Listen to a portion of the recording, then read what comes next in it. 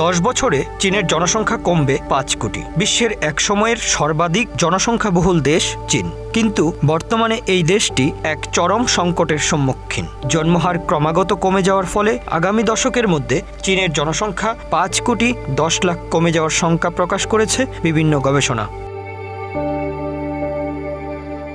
এই সংকট কেবল জনসংখ্যাতেই সীমাবদ্ধ নয়, বরং চীনের অর্থনীতি, সমাজ এবং ভবিষ্যৎ প্রজন্মের উপরও গভীরভাবে প্রভাব ফেলছে।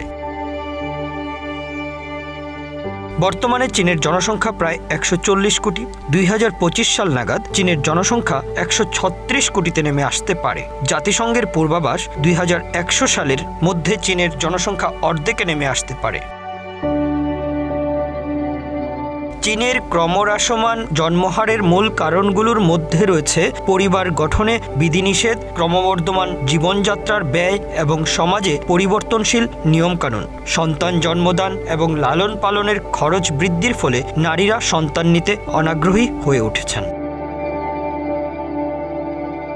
2023 সালে টানা 2 বছরের মতো চীনের জনসংখ্যা কমে। দেশটিতে জনসংখ্যা কমে যায় 20 লাখ। মোট জনসংখ্যা হয় 140 কোটি। চীনকে টপকে এগিয়ে যায় ভারত। ফলশ্রুতিতে 2023 সালে চীনে 14,000-এর বেশি কিন্ডারগার্টেন বন্ধ হয়ে গেছে, কারণ নতুন শিক্ষার্থীর অভাবে এগুলো চালানো সম্ভব হয়নি।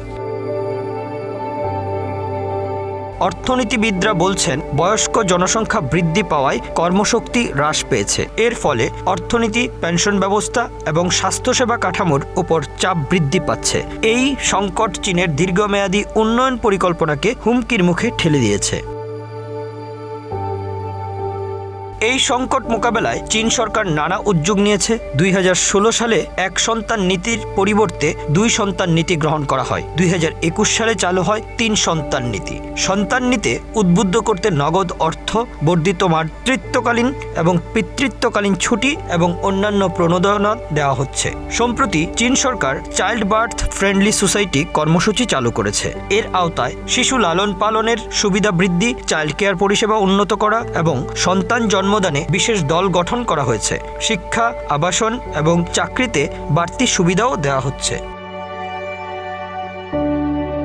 কিন্তু এত প্রচেষ্টা সত্ত্বেও জনসংখ্যা বৃদ্ধির লক্ষ্যমাত্রা অর্জনে সফল হয়নি চীন।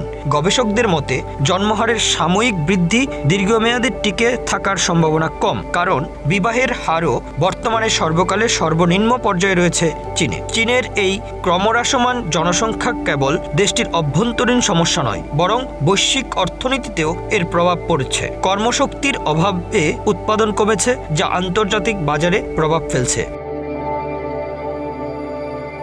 Bangla affairs news desk.